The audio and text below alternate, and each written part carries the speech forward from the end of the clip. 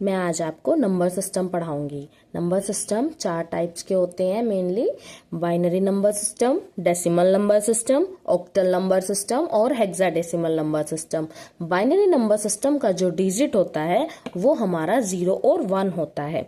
0 और 1 binary language का digit जो होता है वो 0 1 होता है। मतलब बाइनरी में हम किसी भी तरीके का काम करें लेकिन वो 0 और 1 में ही हमें हमारा रिजल्ट देगा या आउटपुट देगा। ठीक है, ये बाइनरी नंबर के लिए है सिर्फ। तो बाइनरी नंबर का जो डिजिट होता है वो 0 और 1 होता है और जो उसका बेस वैल्यू होता है वो होता है हमारा 2। तो बेस वैल्यू क्या होता है, क्योंकि देखिए ये कोई याद करने वाली बात नहीं है, ये 2 डिजिट है तो हमने इसका बेस वैल्यू 2 बना दिया। उसके बाद आता है हमारा decimal number system. Decimal number system को भी हम 0 से काउंट करते हैं, लेकिन 0 से लेकर वो हम 9 तक काउंट करते हैं। तो डेसिमल का जो बेस वैल्यू होता है, जो डिजिट होता है वो 0 to 9 होता है और बेस वैल्यू इसका 10 होता है। कितना होता है? 10। देखिए एक तो 0 हो जाता है और वो 9 हो जाता है, तो इसका मतलब 10 हो गया। उसके बाद आता है हमारा ऑक्टल नंबर सिस्टम।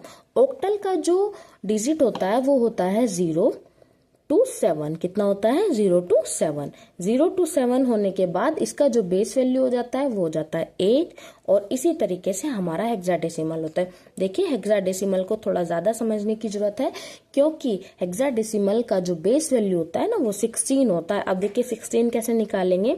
0 to 9 तो हमारा ये नंबर्स में होता है और उसके बाद ए से लेकर एफ तक होता है। ये एफ तक जितने भी नंबर्स वो लेटर्स आते हैं उनको, तो इसका बेस वैल्यू जो होता है वो 16 होता है। देखिए 0 से लेकर 9 तक तो ये डिजिट हो जाते हैं और उसके बाद A B C D E और एफ।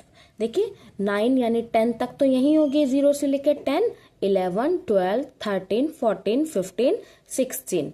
तो समझ आया ना हेक्साडेसिमल का जो बेस वैल्यू है वो 16 कैसे हुआ। आई होप आपको ये सारे नंबर सिस्टम समझ में आए होंगे। इनसे होने वाले न्यूमेरिकल्स मैं आपको नेक्स्ट पार्ट में समझाऊंगी। आशा करती हूँ आपको समझ आए होंगे। Thank you so much.